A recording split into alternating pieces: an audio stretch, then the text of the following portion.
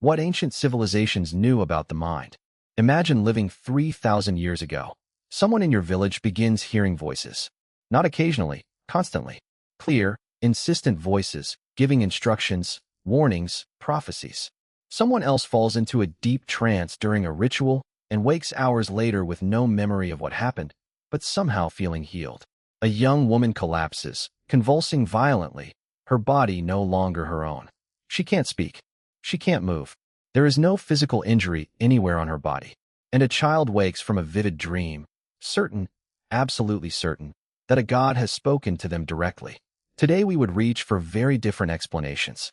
We might talk about auditory hallucinations, dissociative states, functional neurological disorder, or REM sleep and memory processing.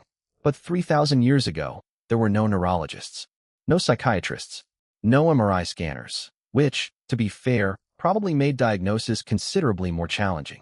So how did ancient humanity explain the greatest mystery it had ever encountered? The human mind. This is not a history lesson, and it is not a list of things ancient people got wrong. It is the story of humanity's oldest investigation, one that was astonishingly perceptive in its observations, even when the explanations were dramatically different from the ones science would eventually offer. Because here is what is so remarkable when you actually look at the evidence. Ancient people were watching the same phenomena we study today. They were observing the same experiences, the same altered states, the same healing responses, the same psychological symptoms. They just had entirely different frameworks for understanding what they were seeing. And sometimes, fascinatingly, they stumbled onto methods that actually worked. Not for the reasons they believed, but worked nonetheless. Dreams. Let's start with something every human being on Earth does every single night, and has done since the species began. We dream. And for most of human history, the question wasn't what dreams mean psychologically, it was who was sending them and why. The earliest evidence of dream interpretation is found in the civilizations of Mesopotamia and Egypt, recorded as far back as 4000 BCE in cuneiform on clay tablets, including the Sumerian epic of Gilgamesh, one of the oldest written stories on Earth, in which dreams are treated as direct communications from the divine. The Egyptians built an entire system around this idea. They constructed what we would now call dream temples, sacred chambers where a person who needed healing or guidance would undergo days of fasting and ritual purification before lying down on a sacred skin to sleep and await a message from the gods. In the ancient world, many cultures built elaborate temple complexes dedicated to their healer gods, Imhotep in Egypt and Asclepios in Greece, who were recognized as having the power to cure supplicants from a variety of ailments within sleep and sacred dreams. The Greeks, characteristically, turned this into a sophisticated system. Over 300 healing temples dedicated to Asclepius across ancient Greece practiced ritual dream healing. Patients slept in sacred chambers and waited for healing dreams. These were not fringe practices. They were the hospitals of the ancient world. People traveled hundreds of miles to sleep in them. Now, what does modern psychology make of all this? Quite a lot, actually. We now know that REM sleep is critical for emotional processing, memory consolidation, and creative problem-solving. We know that the sleeping brain actively works through unresolved psychological material. We know that the expectation of healing, the journey, the ritual, the authority of the priests, the belief in the process, would have activated a very real neurological response in these pilgrims long before they ever closed their eyes. Ancient people didn't have the language of neuroscience, but they had correctly identified something fundamental, that sleep was not nothing, that the dreaming mind was doing something important, and that somehow intentional engagement with it could produce real healing outcomes. They had the observation right. The explanation they gave it was different, but the practice? Remarkably, it worked. Hypnosis, which brings us to perhaps the most fascinating thread running through the entire history of ancient mind practices. What we now call hypnosis. Nobody called it that, of course. In ancient Egypt, it was priests inducing trance states through rhythmic chanting, focused attention, and healing suggestion. In Greece, it was the ritual context of the sleep temples. In shamanic traditions across every inhabited continent, it was ceremonial altered states induced through drumming, breath, and repetitive movement. The Ebers Papyrus, an ancient Egyptian medical text dating to around 1550 BCE, describes sleep temples where priests induced trance-like states for healing. In ancient Egypt, priests used what we would now recognize as hypnotic techniques to treat warriors, pilgrims, and patients, using prayers with therapeutic suggestions. What did all of these ancient practices share? Three things that modern hypnosis research has since confirmed as the actual mechanisms of the hypnotic state: focused attention, deep relaxation, and heightened receptiveness to suggestion. They didn't know that's what they were doing. They thought they were channeling divine forces, or drawing on sacred energy, or communing with the spirit world. The 18th century physician Franz Anton Mesmer thought he was manipulating an invisible fluid he called animal magnetism. He dressed in flowing robes. He used elaborate props. He was, by all accounts, extraordinarily theatrical. His theories were completely wrong. A French royal commission, including, brilliantly, Benjamin Franklin as one of its members, dismantled his claims entirely. But here is the extraordinary thing. Mesmer believed he was manipulating fluids.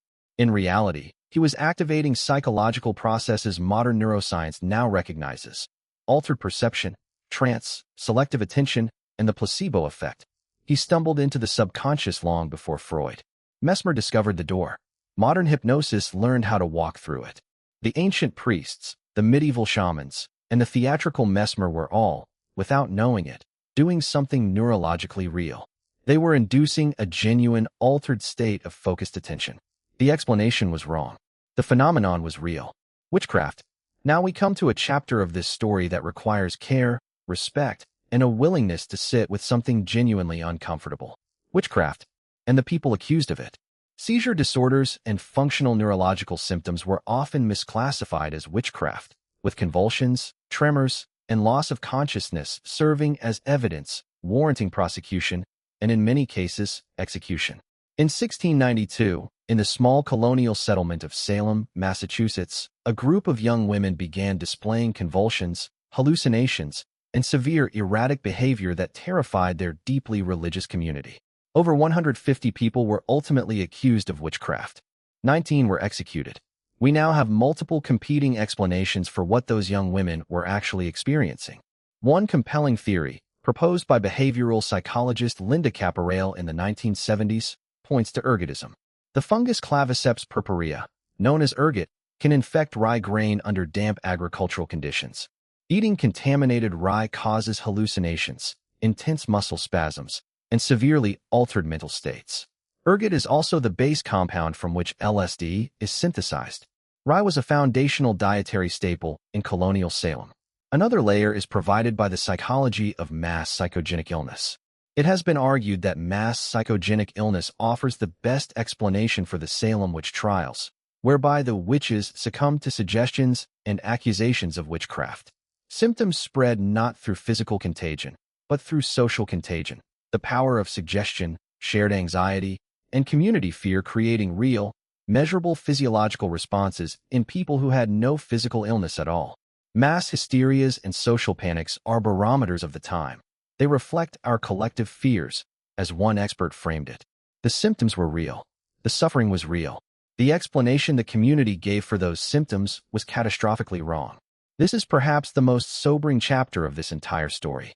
The same mechanism that makes the placebo effect work, the same relationship between belief and physical experience that we've explored throughout this series, can, under conditions of extreme fear and social pressure, produce outcomes that destroyed innocent lives.